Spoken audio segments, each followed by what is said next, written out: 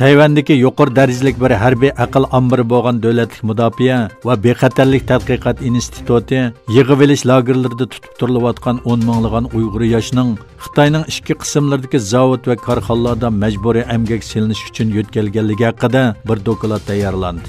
Dokladga asoslanganda virus sababli iqtisodiy zarbaga uchirgan Xitoy zavod va korxonalarning ishlab chiqarishini davomlashtirishiga ehtiyojli.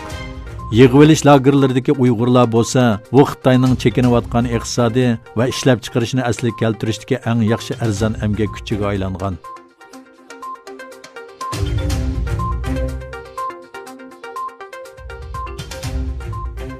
Xitoyning Wuhan shahrida o'tirg'i chiqqan va butun dunyoga tarqalgan Xitoy virusi keltirib chiqargan ziyonlar uchun Amerikada bir qism advokatlar Beijingga qarshi da'vo ochdi.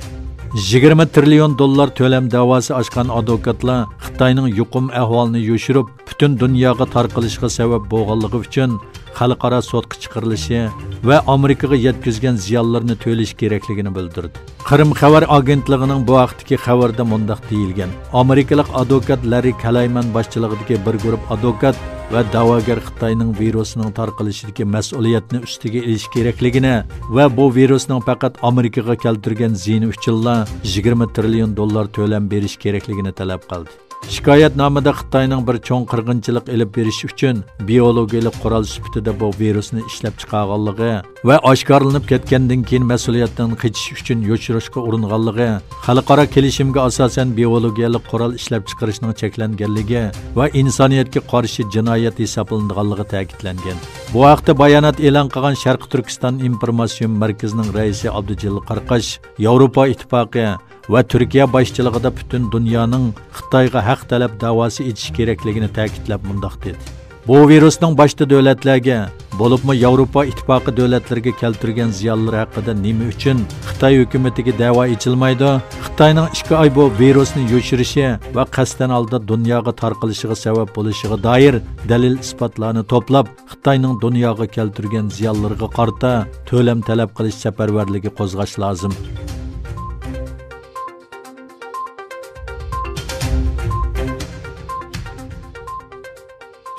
Xitoy taratqullari Wuhan virus kelib chiqqan Xubey o'lkasida 2 oy davomlashgan karantin muddatining oxirlashganligini, bu o'lkadagi hayotning normallashib, qurilish va sanoat sohalarida ishlab chiqarish boshlanganligini xabar qilgan edi. Lekin doiralarning bu vaqtdagi uqtirishdan necha kun o'tmayla Xubey bilan Jiangxi chegarasida cho'ng to'qinish yuz berdi.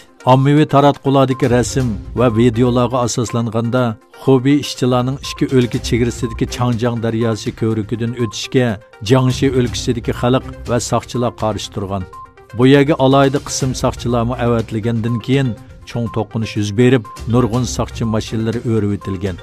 Ko'rikdan o'tmoqchi bo'lgan kishilar plakatlarni ko'tarib soqchilarga norozilik bildirgan. Natijada cho'ng isyon yuz bergan. Puxraj kiyingan soqchilar nurg'un kishining qo'llariga ko'yzi sepib ketgan. Egilinishcha Xitoy garchi Xubey o'lkasida yangi yuqumlang'uvchi bayqalmaganligini e'lon qilgan bo'lsa-mu, lekin xalq buningga ishonmaganlikdan Xubeyliklarning o'z yurtlariga kelishiga yo'l qo'ymagan. Shuning bilan birga Sharq Turkiston va boshqa joylardami o'quvchilarning majburiy maktabga yig'ilinganligi, ota-onalari va o'qituvchilarning bu ahvoldan andish qilayotganligi o'ttirg'i chiqdi.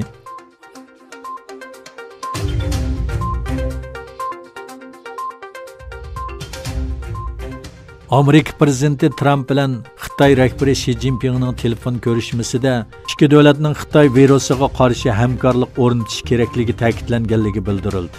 Ko'rinishdan keyin Twitter hisobida uchur yo'llagan Trump Xitoyda nurg'un ishlar yuz berdi. Ular virusni bek yaxshi tushandi dedi va virusga hamkorlashib taqobil turdiganligini ta'kidladi. Xitoy Tashqi ishlar ministrligi bu haqda e'lon qilgan bayonotida ikki rahbarning telefon suhbatida ikki davlat munosabatini kuchaytirish uchun muhim qadamlarni bosganligini aytdi.